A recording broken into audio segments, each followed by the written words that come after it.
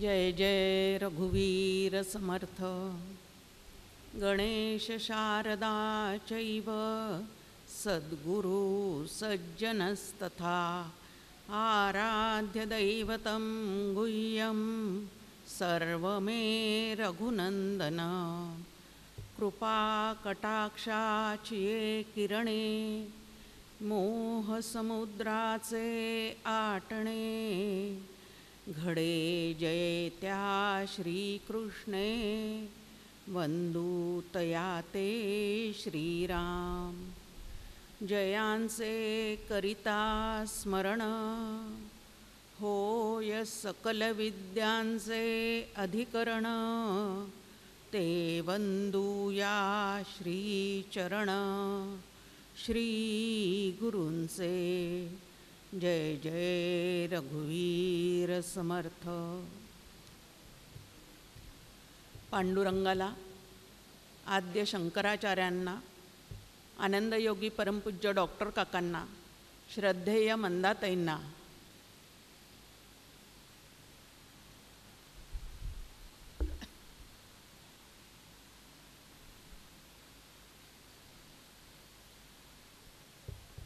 काका आहेत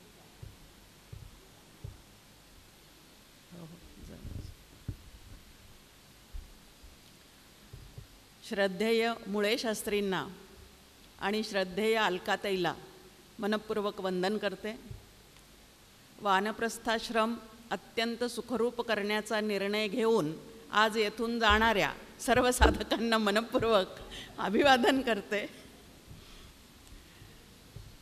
फार सुंदर विषय आत्ताच्या प्रवचनात झालेला आहे की नामाभ्यास कसा करावा, आणि त्यांनी सांगितल्याप्रमाणे जर नामाभ्यास आपण केलेला असेल तर त्याचं फळ काय प्राप्त होतं ते आत्ताच्या प्रवचनात आपण ऐकण्याचा प्रयत्न करूया। विषय आहे माझ्यासमोर नामसाधनेचे फळ। आता नामसाधनेचे फळ आपल्यासमोर मांडताना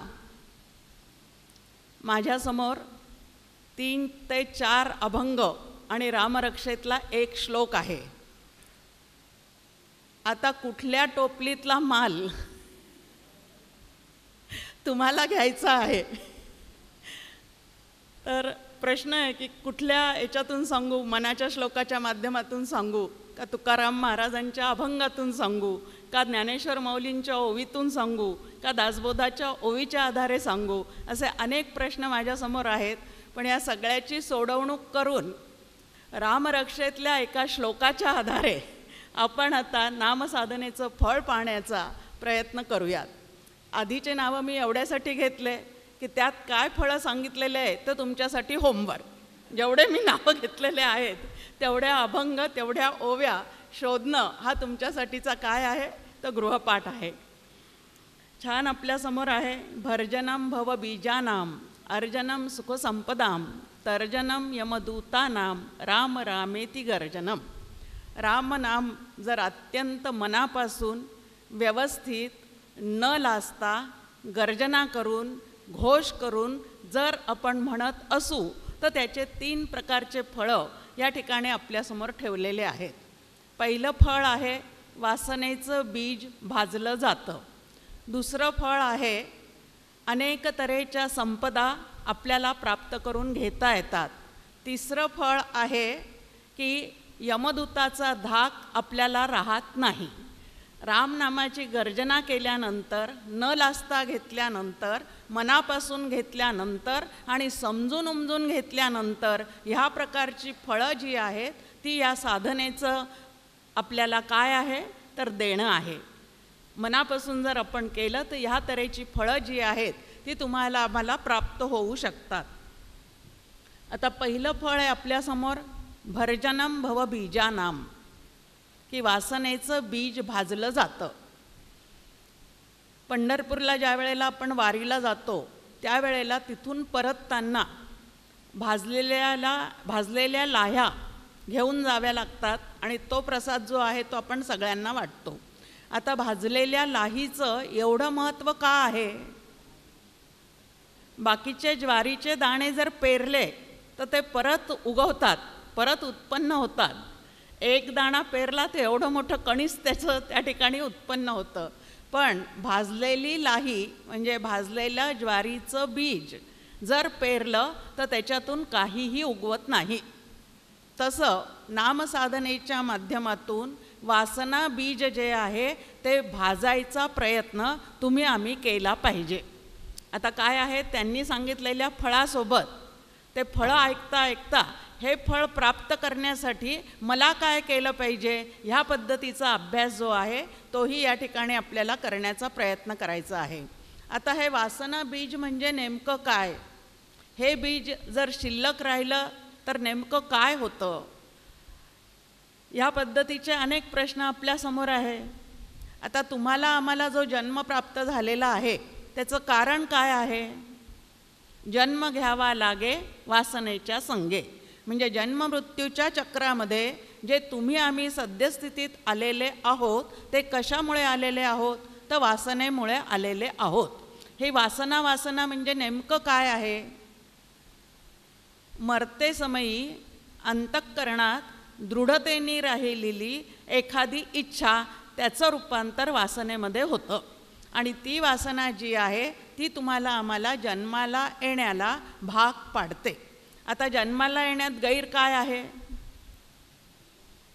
दुसरा प्रश्न आपल्यासमोर की हे बीज भाजून जाळून का टाकायचं, ते नाहीसं का करायचं, जन्माला येण्यात गैर काय आहे? तर त्याचं उत्तर समर्थ आपल्याला देतात, जन्म दुःखाचे मूळ. हा जन्म जो आहे तेच दुःखाचं मूळ आहे. तुम्हाला आम्हाला इथं कोणालाही दुःख नको आहे. दुःख प्राप्त व्हावं म्हणून कोणी काहीही प्रयत्न करत नाही. तर जन्मल्यापासून तर मृत्यूचा क्षण येईपर्यंत प्रत्येक जीव सुखाचा शोध घेत असतो, सुखाचाच वेध घेत असतो, पण सुखाचा बोधाचा मात्र तो कधी प्रयत्न करत नाही की नेमकं सुख मला कुठं मिळणार आहे ह्याचं मात्र तो मीमांसा कधीच करत नाही, पण सुख मात्र त्याला हवं असतं. मग आता देहात आलेले आहोत, सुखासाठी प्रयत्न चाललेला आहे, पण सुख नावाचं पूर्ण असं जे काही सुखाचा कंद आहे तो मात्र तुम्हाला आम्हाला सापडत नाही आहे. ह्याचं कारण काय आहे? तर आपल्याला त्या म्हातारीची गोष्ट माहिती आहे. सुई एका ठिकाणी पडलेली आहे आणि शोधते दुसऱ्या ठिकाणी. तसं सुख ठेवलेलं आहे पांडुरंगाच्या ठिकाणी, रामाच्या ठिकाणी, कृष्णाच्या ठिकाणी, आणि आम्ही ते सुख शोधतो आहे नातवाच्या ठिकाणी, पुत्राच्या ठिकाणी. वानप्रस्थाश्रम, आता इतके दिवस शोधलं तिथं सुख, आता पुढे जे सुखरूप तत्व आहे तिथं तो शोध घेण्याचा आपल्याला प्रयत्न करायचा आहे. मग वासनेमुळे जन्म होतो, जन्मामुळे दुःख प्राप्त होतं. परमपूज्य डॉक्टर काकांकडे एक गृहस्थ आले होते. ते गृहस्थ 70-75 वर्षाचे होते आणि त्यांना खूप जुनाट असा खोकला होता. काही केल्या तो बरा होत नव्हता. मग आता अनेक डॉक्टरांकडे जाऊन आलेले होते, फिरून आलेले होते, अनेक औषध गोळ्या त्यांनी घेतलेल्या होत्या, सगळं काही केलं होतं, पण खोकला काही बसत नव्हता. मग त्यांच्या कानावर अशी वार्ता गेली की मुरगुडचे डॉक्टर श्रीकृष्ण देशमुख जे आहेत त्यांच्या हाताला गुण पण आहे, आणि दुसरं म्हणजे ते ह्या व्यवसायासोबत अध्यात्माचा छान अभ्यास करणारे आहेत. म्हणून त्यांना आता जाऊन आपण प्रश्न विचारूयात. डॉक्टर काकांकडे आले. आल्यानंतर आल्या काकांना सांगतात, तुम्ही मला एकही औषध गोळी देऊ नका, मला तपासू नका, पथ्य तर अजिबात सांगू नका. मग काका म्हणे, माझ्याकडे आलाच कशाला? ह्यातलं जर काहीच करायचं नाही तर माझ्याकडे आलाच कशाला? तर म्हणे, मला एक प्रश्न विचारायचा आहे तुम्हाला. काय प्रश्न आहे? तर अगदी हातावर मूठ वगैरे आपटून ते गृहस्थ म्हणतात, माझ्याच नशिबात खोकला का? काय प्रश्न आहे? एवढे प्रयत्न करतो तो खोकला जात नाही आहे, तर माझ्याच नशिबात हा खोकला का? काका म्हणे, मी त्याला शांतपणे उत्तर दिलं, देहात आलास म्हणून. देहात आलाच नसता तर खोकला नाही, व्हायरल इन्फेक्शन नाही, सर्दी नाही, कॅन्सर नाही, पॅरालिसिस नाही, काहीच नसतं झालं. पण देहात आला म्हणल्यावर हे सगळं येणारच की नाही. मग आता आलेलं आहे तर त्याच्यातून बाहेर कसा पडायचा हा विचार केला पाहिजे. देह तर त्या दुःखाने व्याप्त राहणारच आहे, पण देहासोबत मनही त्या दुःखाने व्याप्त राहावं असं मात्र बंधन अजिबात नाही. देहाचे दुखणे देहाठाई आणि मनाचं सुख मनाच्या ठिकाणी अशी विभागणी करून आम्ही अत्यंत आनंदाने जीवन नक्की जगू शकतो. परत काकांचं उदाहरण सांगते. आम्ही ठाण्याला असताना परमपूज्य डॉक्टर काका आमच्या घरी आले होते. आले तर रात्रभर त्यांना सर्दी खोकला याचा त्रास झाला. रात्रभर झोप वगैरे काही झाली नाही. दुसऱ्या दिवशी लगेच त्यांना वारीला जायचं होतं, पंढरपूरच्या वारीला, माघवारी त्यांची असते तर तिकडं त्यांना जायचं होतं. तिकडं त्यांना आम्ही नेऊन सोडलं वगैरे. मग 3-4 दिवसांनी मी डॉक्टर काकांना फोन केला, काका तुमचं सर्दी खोकला आता बरं आहे का, तब्येत बरी आहे का? ते उत्तर देतात, सर्दी मधुरम खोकला मधुरम. संतांची पाहण्याची दृष्टी पहा काय आहे. हे आता देह म्हटलं की हे विकार येणार आहेत, त्याच्यावर जे उपचार करायचे ते नक्की करून घ्यायचे आहेत, पण त्याची खंत मात्र करण्याची काहीही गरज नाही. नाही तर मलाच का झालं, इतरांना का नाही होत. माझ्यासोबत 4 त्या गावात गेल्या होत्या पण त्यांना बाधलं नाही, मला बाधलं. आता या पद्धतीचे विचार करून दुःख वाढवून घेण्यामध्ये अजिबात अर्थ नसतो. तर जे समोर आलेला आहे त्या देहाला विकार नक्की होणार आहेत. त्या विकारातून बाजूला होण्यासाठी व्यावहारिक सत्तेतले सगळे उपचार करून घ्यायचे आहेत, पण त्याच्या जोडीला त्या विकारासोबत मन विकारशील होणार नाही ह्याची आपण काय करायचे आहे तर काळजी घ्यायची आहे, दक्षता घ्यायची आहे. आणि त्याच्यासाठी परमार्थ आहे. परिस्थिती बदलण्यासाठी परमार्थ नाही, परिस्थिती बदलण्यासाठी नाम नाही, तर मनस्थिती ठीक ठेवण्यासाठी नामसाधना आहे. हे जितक्या लवकर लक्षात येईल तितक्या त्याच्याकडच्या ज्या चुकीच्या अपेक्षा आहेत, त्या साधनेकडून सुद्धा आमच्या चुकीच्या अपेक्षा असतात, त्या अपेक्षा जर लवकरात लवकर आम्हाला बाहेर काढता आल्या चित्तातून, तर आम्हाला या नामसाधनेचं जे उत्कृष्ट फळ आहे आनंदरूप होण्याचं, ते नक्की आम्हाला प्राप्त करून घेता येईल. वासना आपल्यासमोर आहेत आता, की वासनांचं बीज जाळायचं आहे. या वासना किती प्रकारच्या आहेत आपल्याजवळ? एक देहवासना आहे, दुसरी लोकवासना आहे, तिसरी विषय वासना आहे आणि चौथी शास्त्रवासना आहे. पहा, फक्त त्यांचा उल्लेख करतेय, लक्षात येईल की वासनेचं केवढं मोठं भांडारगृह म्हणजे मी आहे. ह्या एकेका वासनेमधून किती तऱ्हेच्या वासना, त्याला किती तऱ्हेच्या फांद्या फुटतात ते आपल्या लक्षात येईल. आता देहवासना जी आहे त्या देहवासनेमुळे आम्ही सातत्याने दुःख भोगतो. देहबुद्धीचे नाना धोके समर्थ आपल्याला सांगतात की ही देहबुद्धी जी तुमच्या ठिकाणी दृढतेने राहिलेली आहे तीच देहबुद्धी तुम्हाला सारखं सुखदुःख भोगायला लावते. मग आता ही देहबुद्धी म्हणजे नेमकं काय आहे? मी देह आहे ही कल्पना जितकी आतमध्ये दृढतेने राहील तितकं या देहाचा मानसन्मान झाला पाहिजे. या देहाला सर्व तऱ्हेची सुखसोयींनी युक्त अशा गोष्टी त्याच्यासाठी जमवल्या पाहिजेत. या देहाला सजवलं पाहिजे, या देहाला नटवलं पाहिजे, या देहाला रंगवलं पाहिजे, देहाला मिरवलं पाहिजे. देहवासनेचं आता तारुण्यात हे ठीक आहे, वानप्रस्थाश्रमात हे सगळं सुटलं पाहिजे. रंगवणं, नटवणं, मिरवणं हे सगळं वानप्रस्थाश्रमामध्ये सोडून द्यायचं आहे. हे या ठिकाणी महत्त्वाचं आपल्याला इथं लक्षात घ्यायचं की ह्या सर्व गोष्टीतून मला काय व्हायचं आहे तर बाजूला व्हायचं आहे. मग आता ही देहवासना जर मला जिंकायची असेल तर त्याच्यावरचा उपाय काय आहे? तो उपाय आम्हाला समर्थ मनाच्या श्लोकाच्या माध्यमातून सांगतात. देहे बुद्धी ते आत्मबुद्धी करावी. देहबुद्धी सद्यस्थितीमध्ये आहे, ती आत्मबुद्धी करण्याचा प्रयत्न करावा. आत्मबुद्धी करण्या इतकाचा विचार करण्या इतकं अंतःकरण सद्यस्थितीमध्ये जर तयार झालेलं नसेल तर नामबुद्धी तरी केली पाहिजे. आता काय आहे, जोपर्यंत तुम्हाला आम्हाला आत्मबुद्धी करता येत नाही तोपर्यंत आत्मबुद्धीची पात्रता बुद्धीला येईपर्यंत नामबुद्धी करण्याचा प्रयत्न जो आहे तो आम्ही नक्कीच केला पाहिजे. आणि वानप्रस्थाश्रमामध्ये सर्व वेळ त्याच्यासाठी राखून ठेवला पाहिजे. काल आपण पाहिलं की तरुण वयात गृहस्थाश्रम असतो तेव्हा आम्हाला वेळच मिळत नाही. आता मिळालेला वेळ जो आहे तो फक्त ह्याच सत्कारणी लावण्यासाठी आम्ही काय केला पाहिजे तर प्रयत्न केला पाहिजे. दुसरं आपल्यासमोर आहे लोकवासना. लोकांनी चांगलं म्हणावं, कीर्ती मिळावी, प्रतिष्ठा मिळावी, मानसन्मान मिळावा. फक्त ते माझ्यापुरतं मर्यादित राहत नाही, तर माझ्या कुळाला. मग त्या कुळाला म्हटलं की पुत्राला चांगलं म्हणावं, सुनेला चांगलं म्हणावं, जावयाला चांगलं म्हणावं, लेकीला चांगलं म्हणावं, नातवंडांना चांगलं मिळावं. ह्यातलं माझ्या हातात काय आहे?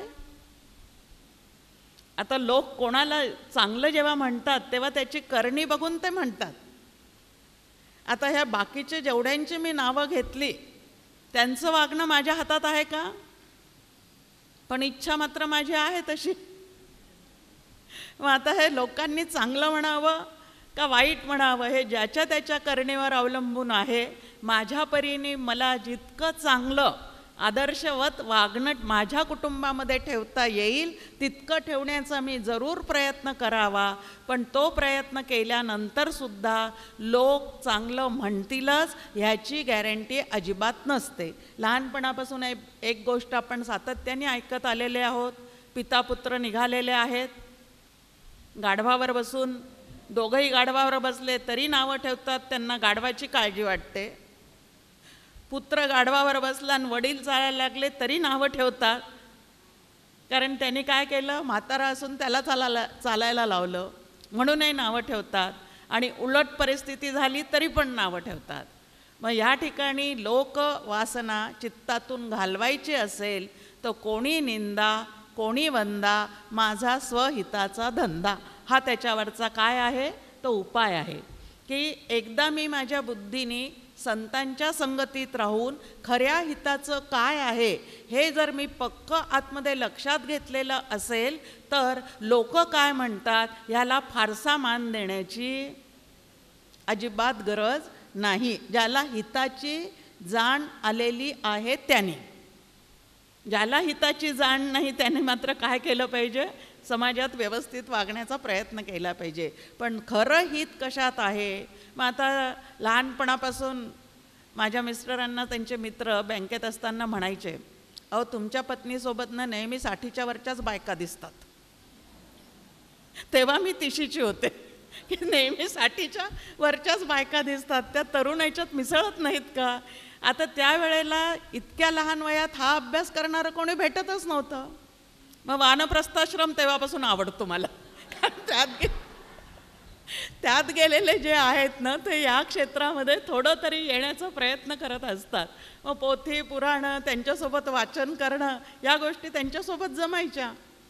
नाही तर तरुणपणीच्या मैत्रिणी आणि तो संघ असेल तर डॉक्टर काकांची एक सुंदर ओवी मार्गदर्शक आपल्यासमोर आहे.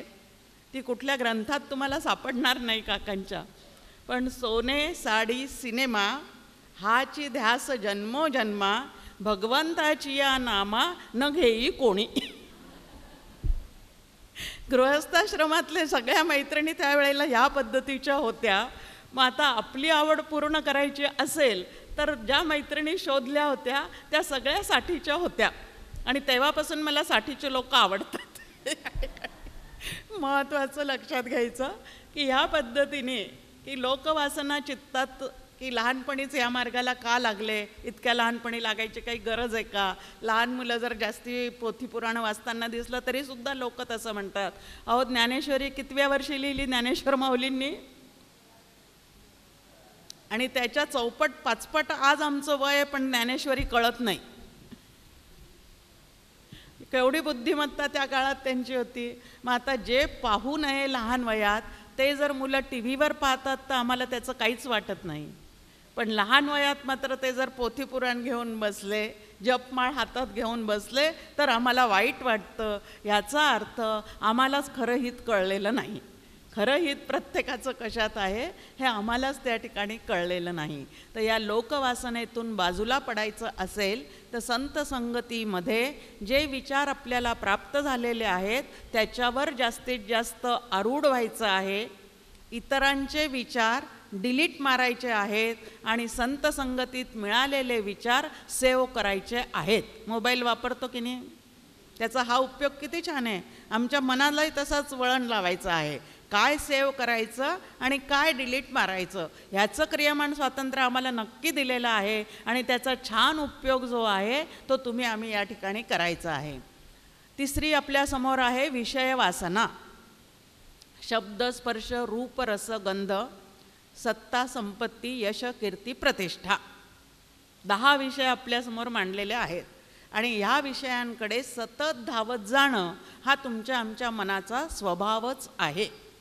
आता मनाचा स्वभाव कसा आहे, तर पाण्याचा जसा स्वभाव आहे की कुठूनही जागा मिळाली की वाहतच जायचं. मग मध्ये कितीही प्रतिबंध आले, दगडगोटे आले तरी त्याला वळसा घालायचा पण समोर वाहत जायचं. अगदी तसंच आमच्या मनाचं आहे. कारण परांची खाणी व्यतृणत असं आपल्यासमोर मांडणी आहे की सर्व ज्ञानेंद्रिये जी आहेत, इंद्रिये जी आहेत ती भगवंतांनी बहिर्मुख करून ठेवलेली आहेत. आता त्यांनी बहिर्मुख करून ठेवलेली आहे त्याचं कारण वासना माझी शिल्लक राहिलेली आहे. ती वासना पूर्ण करण्यासाठी म्हणून जे काही मला लागणार आहे ते संपूर्ण जगतामध्ये पसरलेलं आहे आणि म्हणून त्या जगतातल्या गोष्टी त्याला प्राप्त करून घेण्यासाठी ही इंद्रिये बहिर्मुख केलेली आहेत. पण ती आम्ही बहिर्मुखच ठेवावीत असं बंधन आमच्यावर आहे का? असं बंधन आमच्यावर आहे का? तसं बंधन अजिबात आमच्यावर नाही आहे. पण आम्ही त्यांना कधी बांधच घालत नाही, कधी आवरच घालत नाही. कारण आम्हाला हित कशात आहे ते कळत नाही. विषय वासनेच्या संदर्भात आपल्यासमोर एक आहे की या संपूर्ण दृश्य जगतामध्ये जे काही तुमच्यासमोर आलेलं आहे, आपल्यासमोर आलेलं आहे ते सगळं भेसळयुक्त आहे. भेसळीशिवाय एकही गोष्ट नाही. काल आपण पाहिलं की जीवात्मासुद्धा भेसळयुक्त आहे. जड आणि चेतन यांची भेसळ होऊन हा जीवात्मा आमच्यासमोर आलेला आहे. मग आता सगळ्या गोष्टी भेसळयुक्त आहे तसं सुख आणि हित ह्यांची भेसळ होऊन सगळे विषय आमच्यासमोर आलेले आहेत. हिताचं जे आहे ते लवकर लक्षात येत नाही, पण सुख मात्र त्या विषयातून ताबडतोब मिळत असल्याचं जाणवत असल्यामुळे हिताचा विचार बाजूला राहतो आणि सुखाचा विचार मात्र ताबडतोब आम्ही करतो.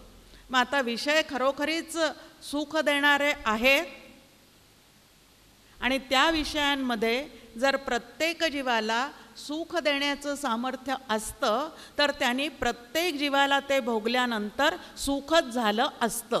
पण आहे का अशी परिस्थिती? नेहमीचं छान उदाहरण आहे आपल्या सर्वांसमोर. एकाला फॅन आवडतो, एकाला आवडत नाही. फॅनमध्ये सुखाची व्यवस्था आहे असं वाटतं, पण एकाला तो आवडतो, दुसऱ्याला तो आवडत नाही किंवा चालत नाही. मग आता फॅनमध्ये जर सुख देण्याची व्यवस्था असती तर दोघांनाही त्यातून सुखच प्राप्त झालं असतं. मग त्यातून सुख किंवा दुःख कसं निर्माण होतं? तर अनुकूल भावनेतून सुख आणि प्रतिकूल भावनेतून दुःख निर्माण होतं. मग एकाला त्याच्याविषयी अनुकूलता आहे आणि दुसऱ्याला त्याच्याविषयी प्रतिकूलता आहे. आणि अनुकूल प्रतिकूल भाव निर्माण करणं हे अंतःकरणाचं अविद्येमुळे सुरू झालेलं कार्य आहे. आणि आम्ही मात्र त्याच्या पलीकडे जाऊन जीवन जगता आलं पाहिजे. डॉक्टर काकांचं एक साधने संदर्भातलं वाक्य आपल्यासमोर आहे. क्रिया प्रतिक्रियांचा खेळ थांबवून जीवन जगणे ह्याला साधना असे म्हणतात. आता अनुकूल आणि प्रतिकूल या प्रतिक्रियाच आहेत की नाही, आणि त्या प्रतिक्रियांमुळे आम्ही खूप दुःख भोगतो हे आपल्या लक्षात येतंय का? प्रत्येक गोष्टीची प्रतिक्रिया मी दिलीच पाहिजे का? पण त्याची वाटही पाहतो आम्ही. या मोबाईलवर एखादा मेसेज टाकला आणि त्याला नाही आला अंगठा,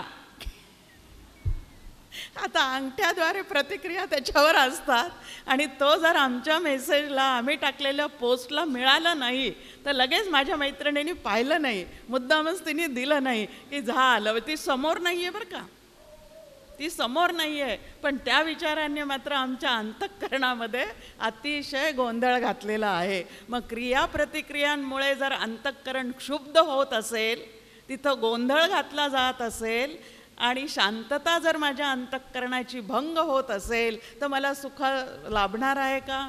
अशांतस्य कुतः सुखम असं भगवद्गीतेने आपल्याला सांगितलेलं आहे.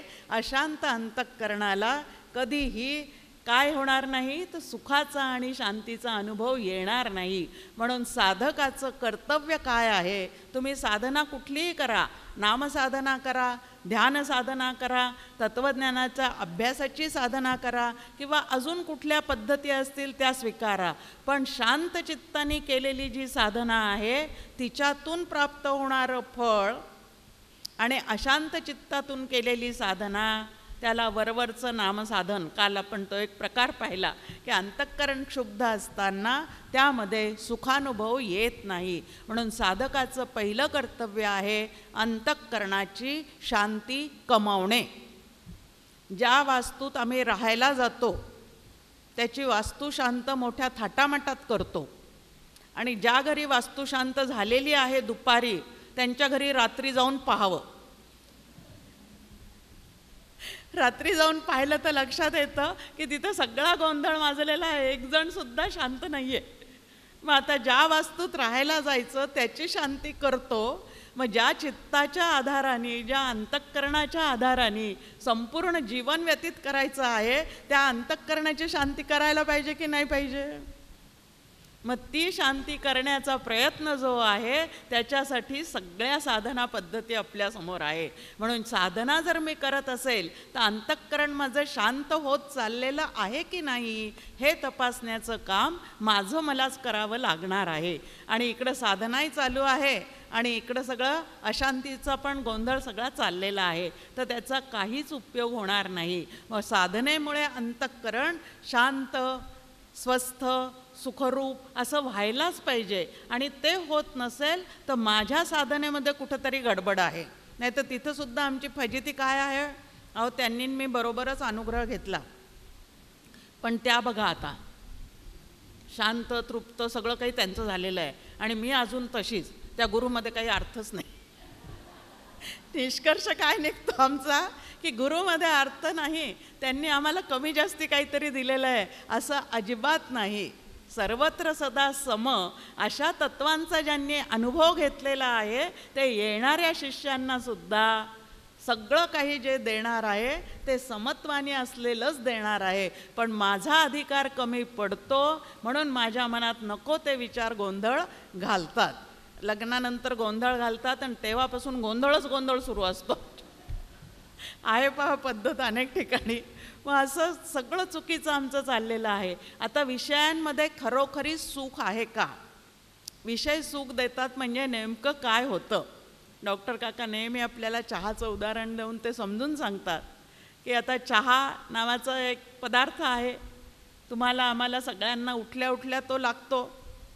मंदाते म्हणतात सकाळी उठून चाप पाणीचं चिंतन नाही, चहा पाणीचं चिंतन सुरू असतं.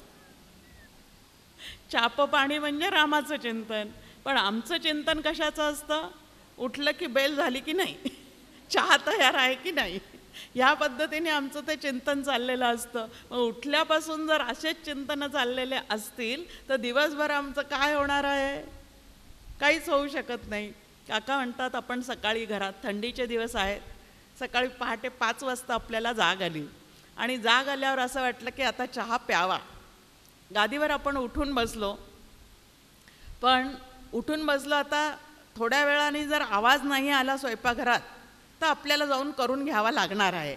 पण तितक्यात आतमध्ये आवाज येतो जरा भांड्यांचा, हां आता झालं बरं का, आपल्याला मिळणार चहा असं आपल्याला वाटतं. आता जाग आली, जाग आल्यावर चहा प्यावासा वाटला, आपल्याला वाटल्यानंतर आतमध्ये खुडबुड झालेली दिसली. आता तो छान चहा, वाफाळलेला चहा, अद्रक घातलेला चहा, ह्या पद्धतीचा चहा सुंदर कब्बशीमध्ये आपल्यासमोर आणला गेला. ह्याच्या इतकं ब्रह्मसुख दुसरं काही नाही. आयता मिळालेला चहा या पद्धतीने जर आलेला असेल तर ते खरोखरीच ब्रह्मसुख आहे. मग आता पहिला घोट ज्या वेळेला आपण चहाचा घेतो त्यावेळेला प्रिय असणारी गोष्ट आपल्यासमोर आली आणि ती प्रत्यक्ष आपल्याला भोगायला मिळाली, त्या क्षणी अंतःकरण जे आहे ते क्षणभर आपलं स्थिर होऊन जातं आणि स्थिर झालेल्या अंतःकरणामध्ये आपल्याला असलेल्या आनंदाचा अनुभव येतो. पण आपल्याला मात्र वाटतं तो आनंद चहामुळे प्राप्त झालेला आहे. आतला आनंद कशामुळे प्राप्त झाला? अंतःकरणाच्या स्थिरतेमुळे प्राप्त झाला. पण विषयांमधून तो आलेला असल्यामुळे आपल्याला मात्र वाटतं चहामधून तो आनंद मला मिळालेला आहे.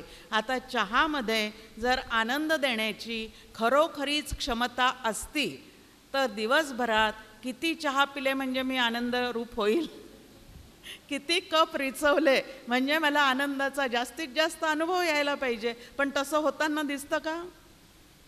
4-5 वेळेला जर चहाचा कप समोर आलेला असेल तर थोड्या वेळाने वाटतं दूर हो जा मेरी नजरों से, आता तो कप माझ्या डोळ्यासमोर सुद्धा नको. मग खरोखरी चहा जर सुखरूप असता तर कितीदाही जरी आम्ही घेतला तरी त्याचा आनंदच झाला असता. पण काही काळानंतर तो नको वाटतो. याचा अर्थ चहात सुख नव्हतं, पण चहा मला प्रिय असल्यामुळे, मला पाहिजे त्यावेळेला तो मिळालेला असल्यामुळे क्षणभर माझं अंतःकरण स्थिर झालं आणि आतला आत्मानंद प्रगट झाला. आता ह्याच्यातून आपल्याला अजून एक लक्षात घेता येतं की जर अखंड आनंदाची प्राप्ती मला करून घ्यायची असेल तर अंतःकरणाची स्थिरता ही अत्यंत महत्त्वाची आहे. म्हणून अस्थिर झालेल्या अंतःकरणाला स्थिर करण्याचा प्रयत्न करणे ह्याला साधना असे म्हणतात. आणि ते स्थिर करण्यासाठी नामसाधना आहे. म्हणून वानप्रस्थ आश्रमातल्या लोकांनी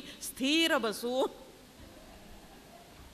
आता जोपर्यंत आमचा संसार चालू होता तोपर्यंत असोनी संसारी जिव्हे वेगू करी, हे तेव्हाचं आमच्यासाठीचं साधन आहे. संसार करता करता, प्रत्येक कर्तव्य कर्म करता करता ते नाम घेणं ही तेव्हाची पद्धत आहे. आणि आता सगळे कर्तव्य कर्म पूर्ण झालेले आहेत, मुलांचे कर्तव्य कर्म त्यांचे ते पाहणार आहेत. आणि म्हणून स्थिर बुद्धीने, नाही तर पहिल्यांदा बसलो तरी काय, हे करायचं राहिलं, ते करायचं राहिलं, हे राहिलं, ते राहिलं. आता काही राहिलं नाही, फक्त नाम राहिलं. आपण आपल्याला बजवायचं आहे की आता काही करणे शिल्लक राहिलेलं नाही, आता फक्त माझा परमार्थ सिद्धीला नेण्याचं राहिलेलं आहे आणि त्याच्यासाठी मी प्रयत्न करायचा आहे. विषय वासनेमध्ये, विषयांमध्ये सुख देण्याचं सामर्थ्य नाही असं अजिबात नाही. ते थोडेफार सुख देतातच म्हणून त्याच्याकडे सगळ्यांची ओढ आहे. पण ते सुख जे आहे ते दुसऱ्यांवर अवलंबून आहे. ते सुख जे आहे ते अनित्य आहे. ते सुख जे आहे त्याला प्रारब्धाची मर्यादा आहे. आणि म्हणून पूर्ण सुख जे आहे ते विषयांच्या नादी लागून आम्हाला कधीही प्राप्त होणार नाही. एक उदाहरण पाहू की त्यातलं सुख अनित्य कसं आहे. रस्त्याने चाललेले आहोत आपण, अत्यंत सुंदर कुरळे, काळेभोर, लांब सडक, काय असे केस दिसले, सुंदर त्याचं वेणी घातलेली आहे. हल्लीच्या काळी हे फारसं पाहायला मिळत नाही. आता हे पाहायला मिळाल्यानंतर फक्त इकडच्यांचीच नजर जाते असं नाही, आमची पण जाते. आम्हाला सुद्धा असे केस जे आहे ते चित्ताला काही काळ तरी लोभ पाडतात, मोह पाडतात. काय सुंदर आहेत असं आपल्याला वाटतं.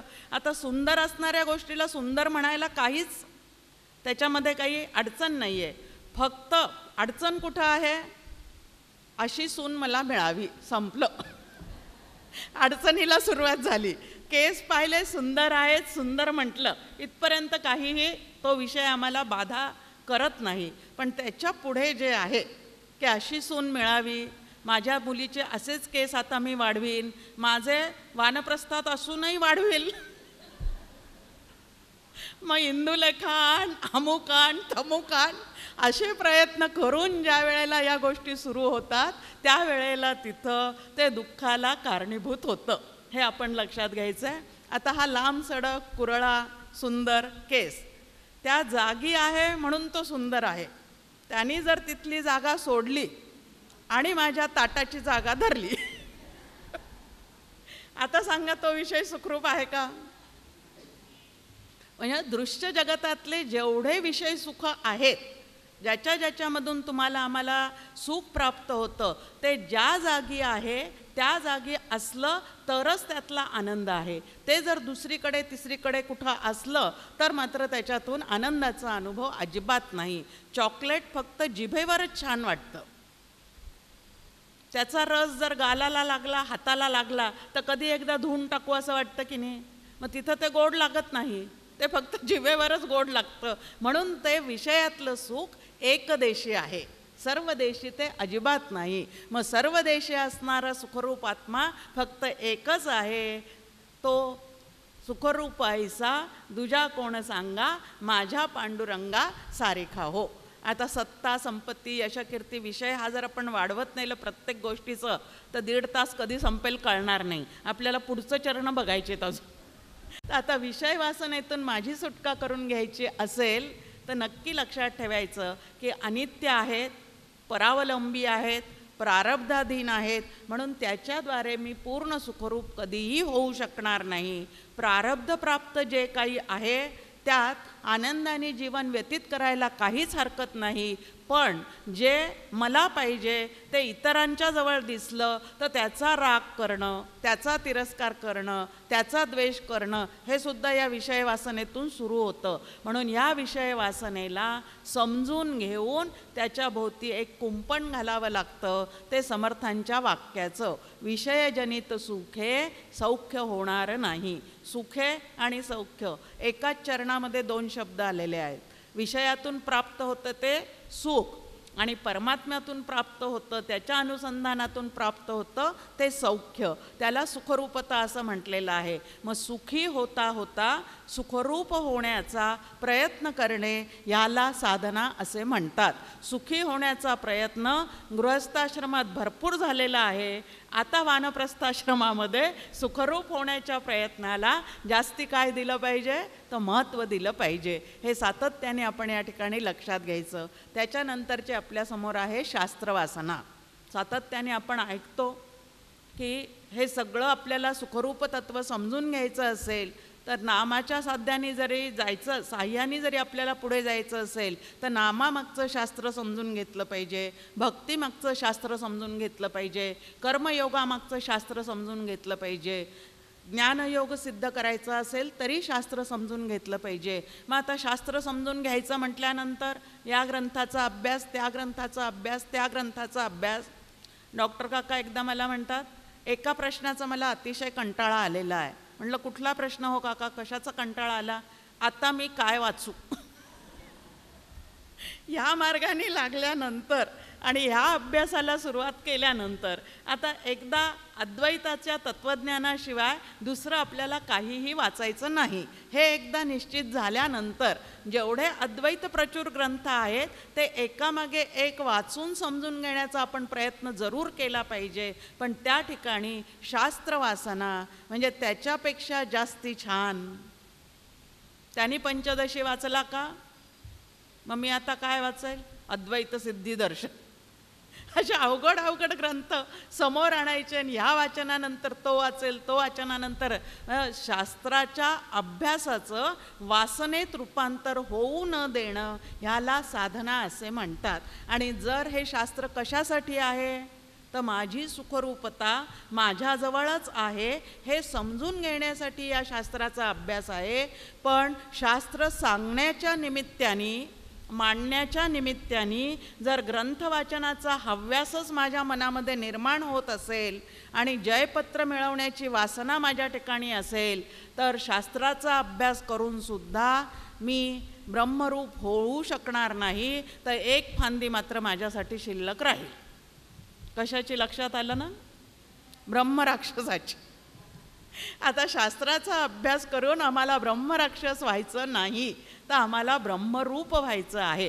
खूप महत्त्वाचं आहे की आम्हाला ज्ञानी व्हायचं नाही तर ज्ञानघन परमात्मा मी आहे हे मला या सगळ्या अभ्यासातून समजून घ्यायचं आहे. कारण ज्ञानी झालो की स्पर्धा आली आणि ज्ञानघन मी आहे म्हटल्यानंतर माझ्या इतकाच प्रत्येकजण ज्ञानघनच आहे. तिथं स्पर्धा नाही, तुलना नाही. जिथं स्पर्धा आहे, तुलना आहे, तिथं अशांती आहे. अशांतीमध्ये सुख नाही आणि मला सुखरूप व्हायचं आहे. हे स्वभावामध्ये किती तऱ्हेच्या चुकीच्या कल्पना आमच्या भरून राहिलेल्या आहेत. म्हणून या चारी वासनेतून स्वतःची सुटका करून घ्यायची असेल तर रामनाम जे आहे ते न लाजता, न कंटाळता, समजून उमजून प्रभातेपासून रात्री झोपेपर्यंत अशी ती साधना चालू राहावी. म्हणून आपल्यासमोर काही संतांनी पद्धती घालून दिलेल्या आहेत. काकड आरती करून त्यालाच उठवा, शेजारती करून त्यालाच झोपवा, दुपारी नैवेद्य त्यालाच दाखवा, पूजा त्याचीच करा, संध्याकाळी त्याचीच काय करा, उपासना करा. पण आमचं होतं काय? उठवलं कृष्णाला, झोपवलं रामाला, नैवेद्य दाखवला शंकराला. याला ज्ञानेश्वर माऊली व्यभिचारी भक्ती असं म्हणतात. एकाच देवतेला धरून जेव्हा आमची अशी साधना व्यवस्थित चाललेली असते त्याला अव्यभिचारी भक्ती असं म्हणतात. मग आता ही अव्यभिचारी भक्ती आम्ही कशी करणार आहोत? कारण देवघरात तर अनेक देव मांडलेले आहेत. मग ते आता उचलून टाकायचे का इथून गेल्यानंतर? अजिबात नाही. देवघरातले देव तसेच असू द्या, त्यांची पूजा मनापासून करा. त्यांना नमस्कार करत असताना अनेकी सदा एक देवासी पाहे, हे समर्थांनी जे सांगितलेलं वचन आहे ते लक्षात ठेवा. पण अंतःकरणाच्या देवाऱ्यामध्ये मात्र परमार्थ सिद्धी आपल्याला करायची असेल तर एकाच देवाला पूर्णपणे आतमध्ये ठेवा. मग त्यालाच उठवा, त्याच्याशीच बोला, त्यालाच झोपवा, त्यालाच नैवेद्य दाखवा, त्याचंच नाम घ्या. असं एक पद्धतीने जर सातत्याने ती चालली तर अनेक ठिकाणी व्यग्र झालेली अंतःकरण वृत्ती आधी एकाच्या ठिकाणी आणून ठेवायची. म्हणजे त्या एकाकडून एकमेव अद्वितीयाकडे जाणं अत्यंत सोपं होतं. म्हणून एकाच्या उपासनेला, एकाच्या भक्तीला, एकाच्या नामाला परमार्थामध्ये काय आहे तर अत्यंत महत्त्व आहे. ह्या पद्धतीने हा अभ्यास जो आहे तो जर आम्ही केला तर वासनेमधले दोष लक्षात घेऊन स्वतःच्या मनाला वासनेपासून परावृत्त करण्याचा प्रयत्न करणे ह्याला साधना असे म्हणतात. आणि वानप्रस्थामध्ये हाच उपाय जास्तीत जास्त आम्ही काय केला पाहिजे तर करायला पाहिजे. की आतापर्यंत अंतःकरण खूप बाहेर धावत होतं. आता या धावणाऱ्या मनाला फक्त एका परमेश्वराकडे नेण्याचा प्रयत्न जो आहे तो आम्ही जास्तीत जास्त केला पाहिजे. त्याच्यानंतर आपल्यासमोर आहे अर्जनम सुखदाम. की सगळं काय आहे तर आता अर्जनम सुख संपदाम म्हटल्यानंतर सुद्धा संपदा म्हणले की आमच्या डोक्यात फक्त एकच संपदा येते, ती म्हणजे मार्गशीर्षातली वैभव लक्ष्मी संपदा. ती लक्ष्मी जास्तीत जास्त कमावण्याकडे आणि त्यांनीच आम्ही सुखरूप होऊ असं आम्हाला वाटतं. पण आता सर्वे जर आपण केला तर दिसतं का हो, भरपूर पैसा असणारे लोक त्यांच्या चित्तामध्ये अजिबात दुसरं तिसरं काही नाही आणि ते सदैव सुखरूप आहे असं सर्वे केल्यावर दिसतं का आम्हाला? खूप जगात हिंडायला नको, पण आपला जो नात्यांचा गोतावळा असतो त्याच्यात या सगळ्या गोष्टी असतात. निरीक्षण करावं, पाहावं, त्यांना नावं ठेवण्यासाठी नाही. हे काय की नावं ठेवण्यासाठी म्हणून नाही, पण ह्याच्याजवळ ही गोष्ट आहे तो सुखरूप झालाय का, त्याच्याजवळ ती गोष्ट आहे तो सुखरूप झालाय का, कोणाजवळ घरदार भरपूर आहे, कोणाजवळ लक्ष्मी भरपूर आहे, कोणाजवळ विद्या भरपूर आहे. मग आता प्रत्येक गोष्ट वेगळ्या वेगळ्या पद्धतीने प्रत्येकाजवळ भरपूर आहे, पण तो सुखरूप आहे का ह्याचा शोध आपण घ्यावा. समर्थ आपल्याला म्हणतात जगी सर्व सुखी असा कोण आहे, विचारी मना तूची शोधोनी पाहे. तुला सुखरूप व्हायचं आहे ना, मग तू जरा ह्या गोष्टीचा काय कर तर अंदाज घे, सर्वे कर आणि नंतर ठरव की पूर्ण सुखरूप कोण आहे. मग आता भगवंताच्या नामाने जो जे वांछिल तो ते लाहो हे त्याचं ब्रीद आहे. आर्त, अर्थार्थी, जिज्ञासू आणि ज्ञानी चारी प्रकारचे भक्त त्याच्याकडे जातात. चारी प्रकारच्या भक्तांना ज्याला जे पाहिजे ते देण्याचं त्याचं स्वभाव आहे आणि तो नक्की देत राहतो. पण नेमकं कशामुळे मी सुखरूप होईल? डॉक्टर काका एक उदाहरण सांगतात. ते म्हणतात गणपती अथर्वशीर्ष आम्ही करतो आवर्तनं करतो. चुकून माकून जर गणपती मला प्रसन्न झालाच आणि एक अगदी म्हणजे तुम्हाला आम्हाला कोंडीत पकडण्याची जागा परमेश्वराजवळ आहे, ते म्हणजे प्रसन्न झाल्यानंतर स्वतः सगुण साकारात आल्यानंतर भक्ता वर माग असं म्हणलं की भक्त बुडालाच.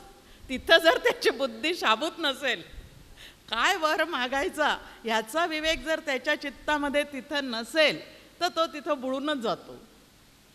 मग आता वत्सा वर माग म्हणल्यानंतर तुमच्या आमच्यासारखे प्रापंचिक सुखासाठी लालचावलेले लोक जे आहेत ते कुठला वर मागतात?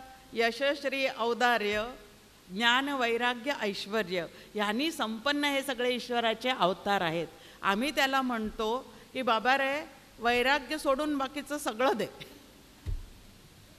बाकीच्या सगळ्या संपदा आम्हाला हव्या असतात आणि तो मनात हसतो आणि म्हणतो की बाबा रे बाकीचं सगळं घेशील तरी तू सुखरूप होणार नाही, पण वैराग्य जे जर तुला त्याचं भाग्य लाभलं आणि ते जर तू प्राप्त केलंस तर मात्र पूर्ण सुखरूप होशील.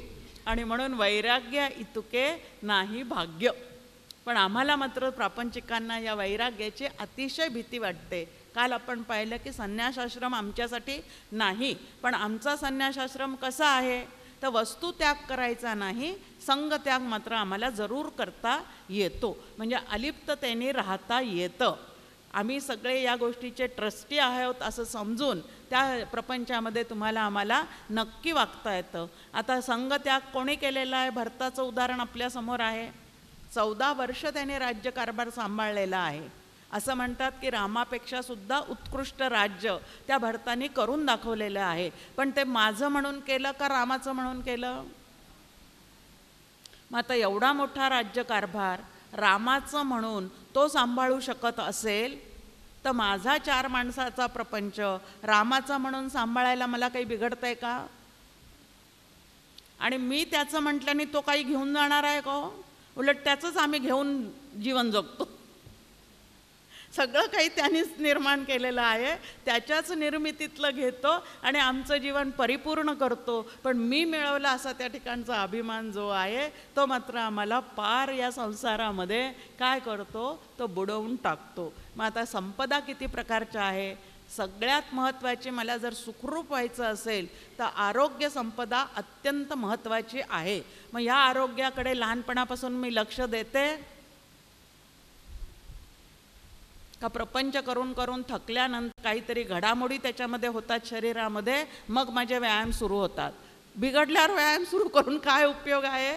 आधीपासूनच ते व्यवस्थित ठेवण्यासाठी जर मी जागरूक असते तर या देहाच्या माध्यमातूनही या आरोग्य प्राप्त असल्यामुळे मला कितीतरी जीवन छान पद्धतीने जगता येईल की नाही. पण आधीपासून आम्ही त्याच्याकडे कधीच लक्ष देत नाही. मग ही आरोग्य संपदा अत्यंत उत्कृष्ट ठेवण्यासाठी सुद्धा चित्त स्वस्थ असेल तर आरोग्यही छान राहतं.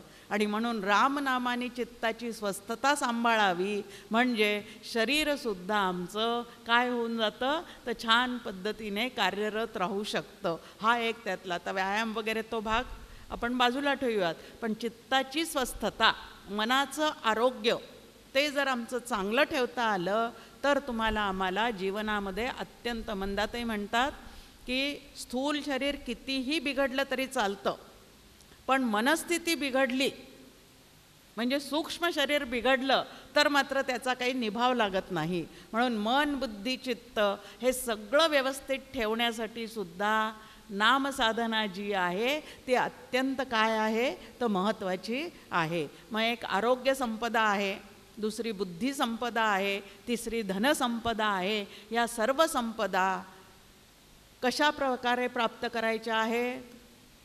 बहुत जन्माचा शेवट नरदेह सापडे अवचट, येथे वर्तावे चोखट नीती न्याय.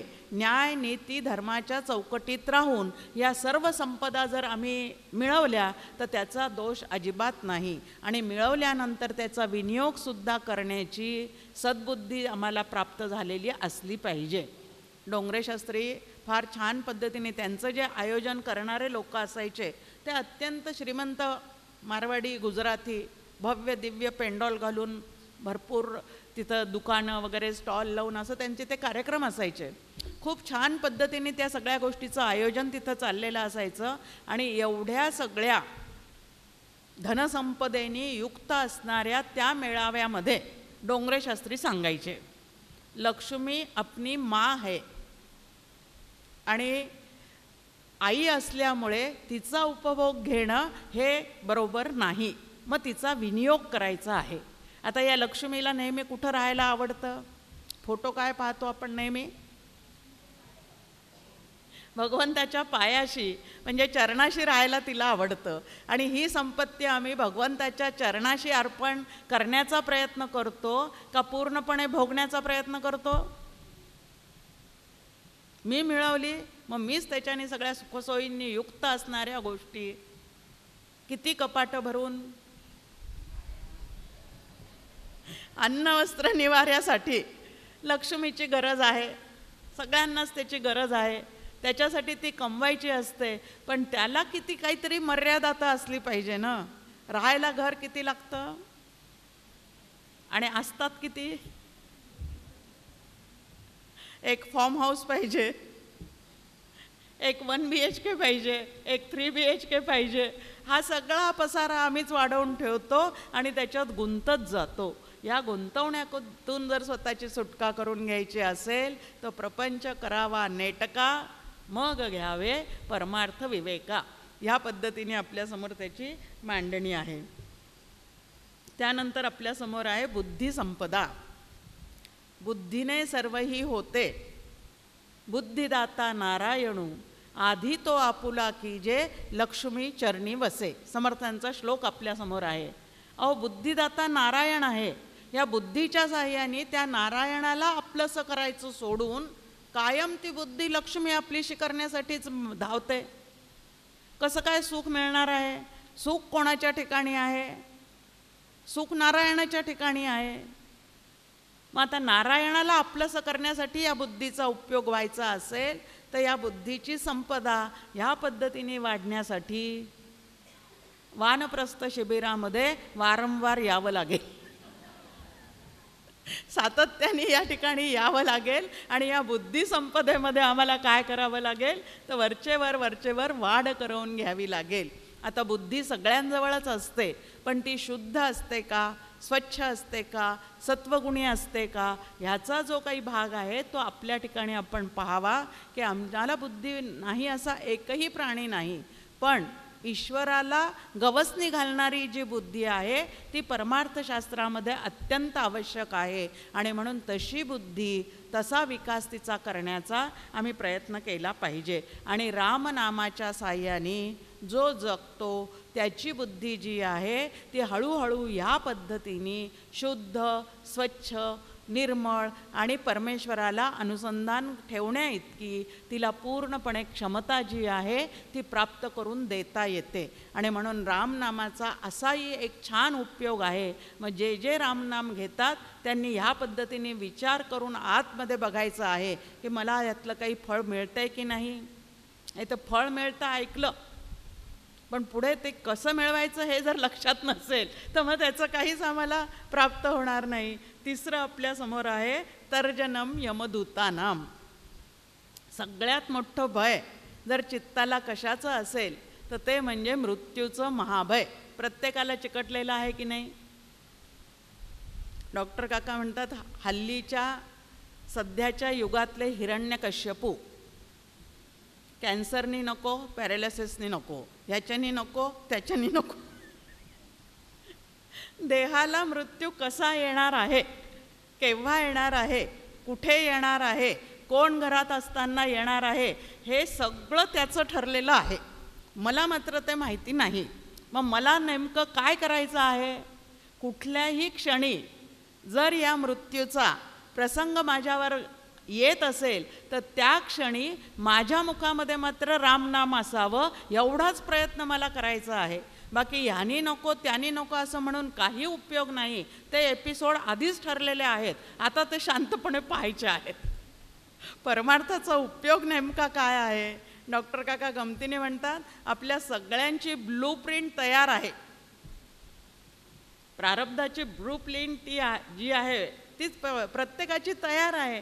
आता मग मग परमार्थ कशासाठी, त्याच्यात जर काहीच बदल घडवून आणता येत नसेल तर ते शांतपणे बघता येण्यासाठी आणि नवीन तयार होऊ नये म्हणून परमार्थ आहे. कशासाठी आहे की क्रियमाण स्वातंत्र्यात आता मला नेमकं काय करायचं आहे, भर्जनम भव बीजानम, परत तयार करायची नाही. आता एकदा केली, खूप एपिसोड पाहिले, किती लांबत गेले ते,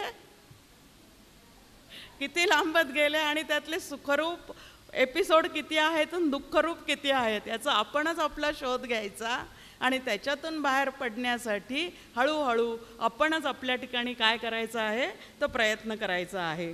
मग इथं की तर्जनम यमदूतानाम, हे मृत्यूचं भय आमच्या चित्तातून केव्हा जाईल. मृत्यू येऊन येऊन कोणाला येतो. डॉक्टर काकांचं छान गीत आहे आपल्यासमोर, त्यामध्ये ते म्हणतात, जगणे आनंदाचे मरणेही रूप तयाचे, ते देहा धरुनी आपण नाचे, काय करी मज काळू. आता हे कोणाला लक्षात येईल की या मृत्यूचा आणि माझा यत्किंचितही संबंध नाही. ज्याने स्वतःचं स्वरूप जाणलेलं आहे, निदान परोक्ष ज्ञानाने ऐकलेलं तरी आहे. शब्दज्ञानाच्या स्तरावर ज्याने निदान हे सगळं ऐकून तरी ठेवलेलं आहे, त्याच्या लक्षात येईल की आत्मा हे माझं स्वरूप आहे, तो अजर अमर आहे, म्हणून मृत्यूचा आणि त्याचा यत्किंचितही संबंध नाही. मग मृत्यू येऊन येऊन कोणाला येणार आहे. देहाचा मृत्यू वारंवार आहे, जीवाचा मृत्यू एकदाच आहे आणि परमात्म्याला मृत्यूच नाही. आता मी देह सापेक्ष जीवन जगत असेल तर परत परत जन्माला या, परत परत मरा. जीवाला जर समजलेलं असेल की वासना पूर्णपणे चित्तात देहात असतानाच वासनेचं निर्मूलन केलं तर जीवात्मा एकदाच पूर्ण काय होऊन जातो, भगवंताशी एकरूप झाल्यामुळे त्याचा परत जन्म मरणाशी संबंधच राहत नाही. आणि ते मला या ठिकाणी वानप्रस्थाश्रमामध्ये या जीवानी तेवढाच एक प्रयत्न करायचा आहे की आता परत मृत्यू येऊन येऊन कोणाला येणार आहे, देहाला येणार आहे. तो देह जो आहे तो मृत्यूपंथाने जाणार आहे. जीवात्म्याच्या वासना जर शिल्लक राहिल्या तर उदान वायूवर आरूढ होऊन तो दुसरा देह शोधण्यासाठी, दुसरं घर शोधण्यासाठी तो पुढे जाणार आहे. आणि आत्मरूप जर मी माझ्या लक्षात असेल तर आम्हा जाणे नाही, आम्हा येणे नाही. या पद्धतीने शांत चित्ताने परत डोंगरे शास्त्री आपल्याला सांगतात की मानवी जीवनातली अंतिम परीक्षा जर कुठली असेल तर ती म्हणजे मृत्यूची परीक्षा. आणि त्या परीक्षेमध्ये जो शांत चित्ताने पेपर सोडवतो त्याला परत ऑक्टोबर एप्रिल यावं लागत नाही. आता जो काहीतरी विषय मागे ठेवतो त्याला परत परत परीक्षा द्याव्या लागतात. आम्ही जर काही विषयच मागे ठेवले नाही तर परत परीक्षा द्यायला इथं यावं लागणार आहे का, अजिबात यावं लागणार नाही. आणि म्हणून या सर्व वासनातून सुटका, मृत्यूच्या भयातून सुटका, या सगळ्या गोष्टीतून सुटका करून घेण्यासाठी काय सांगितलेलं आहे अजून एक छान पद्धतीने की तर्जनम यमदूतानाम, या बोटाला तर्जनी असं म्हणतात. आणि जेव्हा आपल्याला दुसऱ्यावर काहीतरी आरोप करून सांगायचं असतं तेव्हा ही तर्जनी जी आहे ती आपली पुढे असते. तसं रामनामाची गर्जना करणारा जो भक्त आहे तो यमदूत समोर आल्यानंतर सुद्धा त्याच्याकडे बोट करून असं सांगतो, आलास ना, ये, खुशाल ये, तुला जे घेऊन जायचं असेल ते घेऊन जा, पण माझ्या गुरुदेवांनी मला सांगितलेलं आहे की मी आत्मा आहे म्हणून तू मला तर नेऊच शकत नाही, मग तुला जे करायचं असेल ते तू कर. असं बोट समोर ठेवून ठणकावून त्याला सांगता येतं आणि मृत्यूभयातून आम्हाला आमची सुटका करून घेता येते. एवढं या नाम महात्म्य ह्या साधनेमध्ये इतक्या गोष्टी आपल्यासमोर सांगून ठेवलेल्या आहेत. अहो मग तुम्ही बाकीचं नाही सांगितलं, तुकाराम महाराज काय म्हणतात, समर्थ काय म्हणतात, अहो काहीतरी गुपित ठेवायला पाहिजे की नाही. 11:30 झालेल्या, तर ते गुपित तसंच ठेवूयात. परत कधी वेळ आली तर पुढच्या अभंगाच्या माध्यमातूनही हा विषय